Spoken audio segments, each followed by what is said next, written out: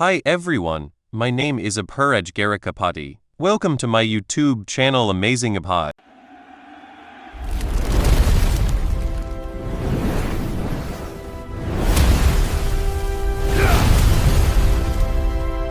Solo leveling has had some insane deaths. Some were heartbreaking, some were straight up disturbing, and yeah, some were just satisfying. So that's why we're going to go through every single death in the entire series, except for all the monster deaths like Burta and Vulcan, for example. So the first death in the series actually happens right in episode 1, during the third Jeju Island raid, a year before the main storyline. Here we see Baek Yuno, Min Byung-ju, and Yoon Suk, 3 Korean S-rank hunters taking on the ants. But things go completely sideways, as Yoon Suk gets overwhelmed by a swarm of ants who devoured him alive. So yeah, he's the first character to die, but trust me, he's far from the last.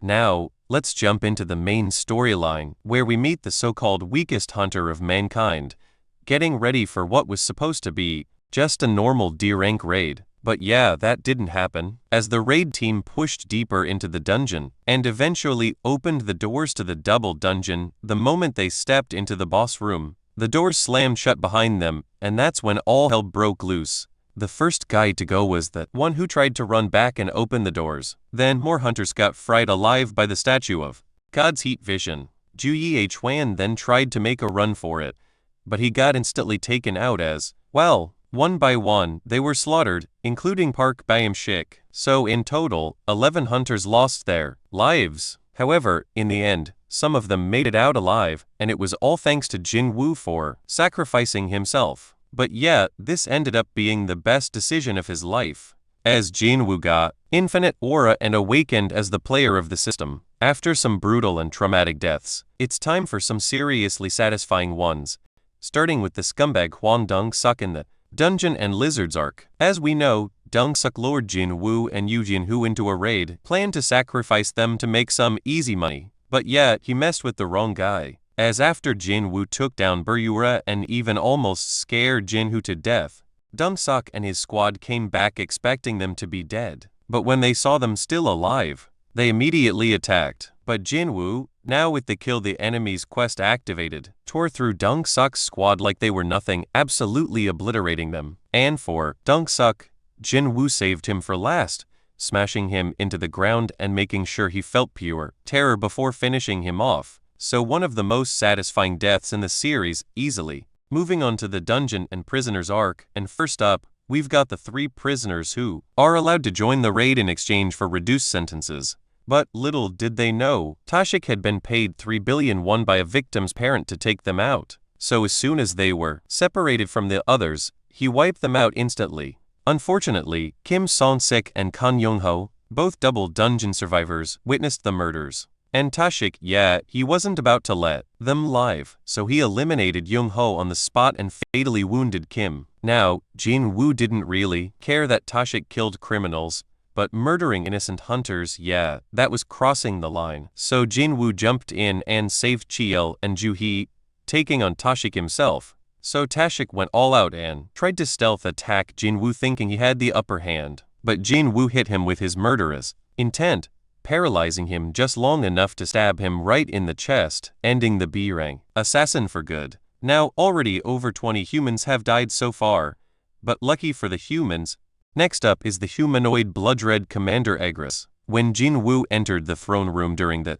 job change quest dungeon, Egris didn't waste a second. He immediately pushed Jin Woo to his absolute limit and almost took him out for good. But then, Jin Woo landed a strike straight to Egris' eye and finally took him down. But lucky for Egris and Jin Woo, death wasn't the end. Instead, Jin Woo extracted his shadow, and Egris became one of his strongest and most loyal shadow soldiers. Moving on, we've reached the terrifying Redgate incident. Here, Kim Chul, the A-rank hunter from the White Tiger Guild, led the raid and split the squad into 2, thinking the weaker hunters like Jin Woo would only drag him down. Now, in the anime, Chul's squad ran into the Viselves and Barduka, who slaughtered everyone except for Kim, who ran for his life. Before we move ahead, please take a second to like on this video. A like tells me that you enjoyed this topic. Your support helps Amazing Appai grow naturally. However, in the manhwa instead of Viselves, they ran into Yetis. But yeah, same outcome, with Kim running away from his slaughtered squad members. But the victims in this red gate didn't stop there, as the next one to fall was Mr. Scaredy Cat himself, because during Jin Woo's fight with Baruka, he realized that he and Aegis alone couldn't take him down. So, when Mr. Arrogant Scaredy Cat tried to kill Jin Woo from behind after raging at him for having so much aura, Jin Woo instantly killed Kim and extracted his shadow, naming it Iron. And with Iron now in the fight, Jin Woo and his shadows outsmarted Baruka, with Iron smashing Baruka into the ground with his massive battle axe, finishing him off for good. Next up, we've got the Hunters Guild arc, and it's time to talk about Kargalgan, the leader of the High Orcs and a High Orc shaman. This guy wasn't just strong, he was a complete menace, literally ragdolling Kehun like it was nothing. But then Jin Woo stepped in. Kargalgan threw everything he had at him and unleashed his strongest magic. But still, Jin Woo completely overpowered him and took him down without breaking a sweat. And to add insult to injury, Jin Woo's new shadow army of High Orcs finished the job. And just like that, Kargalgan became Tusk. Returning to the Demon Castle, Jin Woo finally reached the 100th floor thanks to Essel, his biggest fangirl. But waiting for him at the top was Baron, the king of demons and monarch of white flames. Well, kinda. See, this was just a weakened replica, as the real one had already been killed, but still, this guy was insanely strong. Alongside him was his Wyvern, Kaizelin, making things even harder. So, since Baron was airborne, Jin Woo had to bring him down. So, with Tusk blasting fire, Aegis took the chance and decapitated Kaizelin in one clean strike. Now, grounded, Jin Woo and his shadows went all in, but Baron was still just too OP and overpowered them. When it looked like Jin Woo was done for,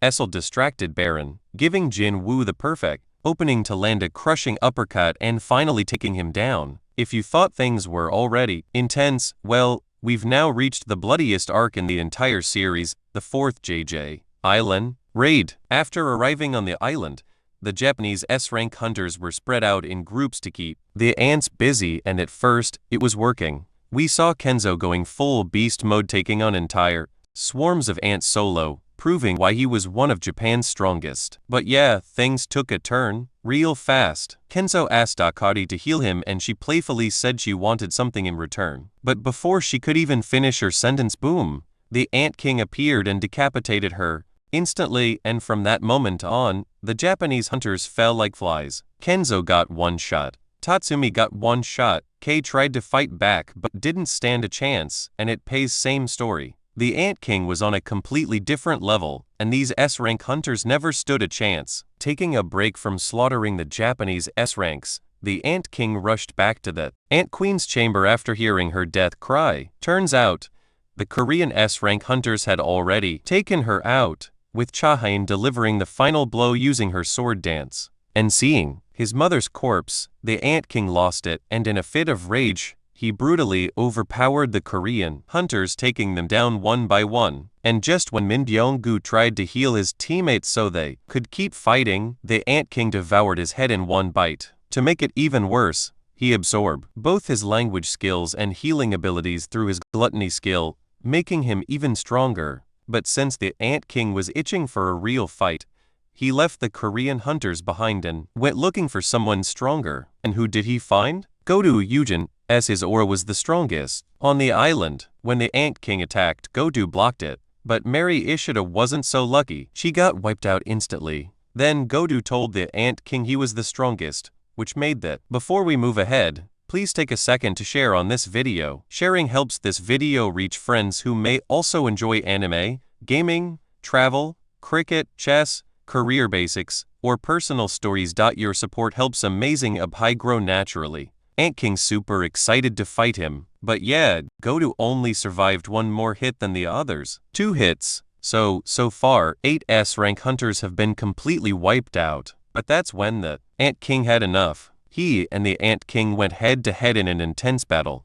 But Jin Woo countered every single punch with his sheer superior strength. So realizing he couldn't win, the Ant King tried to run for it, but Jin Woo wasn't letting that happen. He stopped him in his tracks and took him out for good. He then of course added him to his shadow army and named him Biru. Now we've got a bunch of innocent high schoolers who tragically lost their lives, as during the Ajin Guild arc, a dungeon break happened at Jin Woo's school and orcs started flooding out of the gate, massacring students one by one. And Jin Woo? Well, she was seconds away from being next. But of course, Jin Woo came crashing in just in time to save her. And after almost losing his sister, let's just say, he wasn't in a forgiving mood. So yeah, you can probably guess what happened to those orcs. If you thought the dungeon break at Jin Woo's school was terrifying, then you do not want to hear about the S-rank gate in Tokyo during the Tokyo Crisis arc, because this time, we're talking about literally giant human-eating monsters.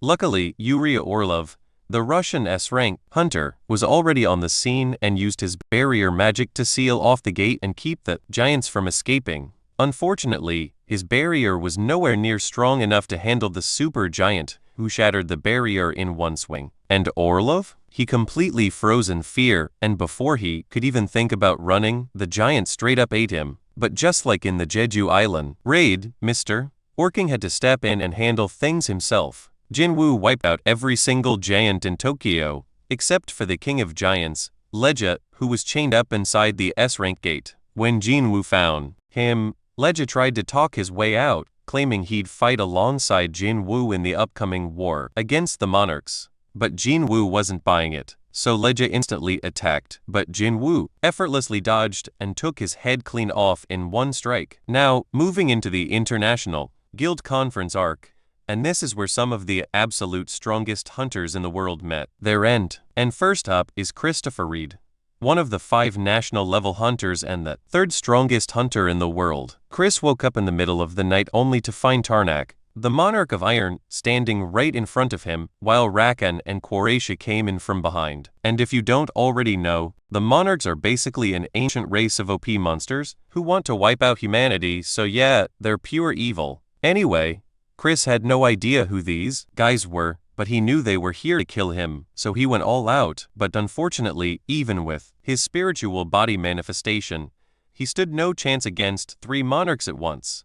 And like I said, he wasn't the only top-tier hunter to go down, as next up, we've got Jonas, the strongest hunter in Brazil, ranked 6th in the world, and yeah, he didn't stand a chance either, as the monarchs took him out as well. Still in the International Guild Conference arc, the next to die was Hwang Donsu, but was he taken out by the monarchs too? Nope. Or well, actually yeah, because it was Jin Woo, aka the Shadow Monarch, who killed him. As we all know, Donsu's whole life mission was to kill Jin Woo, so he came up with a desperate plan. He kidnapped Jin Ho, thinking he could use him as bait to trap Jin Woo. But big mistake. Jin Woo pulled up, saved Jin Ho, and absolutely destroyed Donsu. Even though Donsu fought back, it was completely pointless, as Jin Woo overwhelmed him and finished him off without breaking a sweat. And to add insult to injury, Jin Woo extracted his shadow and named it Greed. That's just next level disrespect. Reaching the Monarch War arc,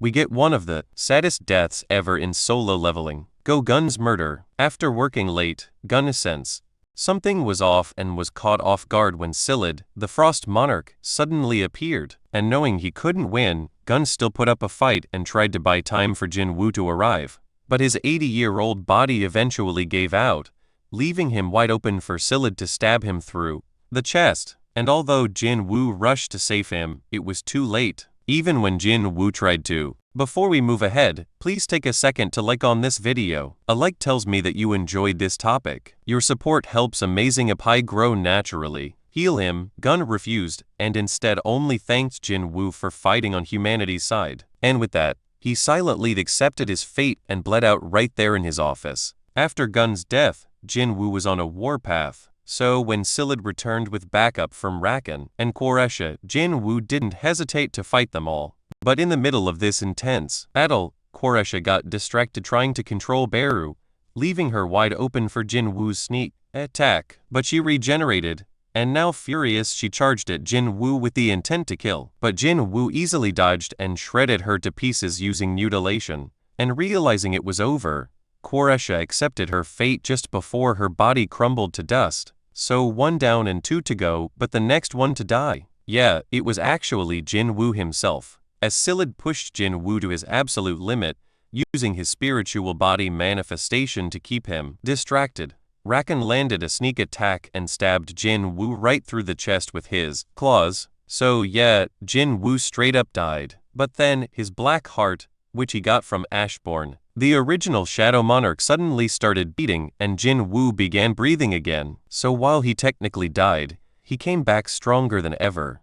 So now, with Jin Woo back alive and now fully awakened as the true Shadow Monarch, it wasn't even close anymore, as he effortlessly slaughtered both Scyllid and Rakan. After taking out these two monarchs, Jin Woo rushed to his father's side, whose body was literally falling apart after using too much power, as Il Huan had been fighting to protect Jin Woo from Scyllid and Rakan, not letting them land the final blow before Jin Woo could come back alive. Now Jin Woo, seeing his father again after all this time, demanded answers, and with little time left, Il Huan tearfully explained what had happened after he got trapped in the dungeons. And in his final moments, he embraced his son, apologizing for not being a better father, and then he dissolved into shards of light, disappearing forever. Probably the most devastating death in the entire series. Okay, moving on from the intense Monarch War, we reached the final battle arc, and the first to fall here was Adam White, the chief of the Federal Bureau of Hunters Asian branch.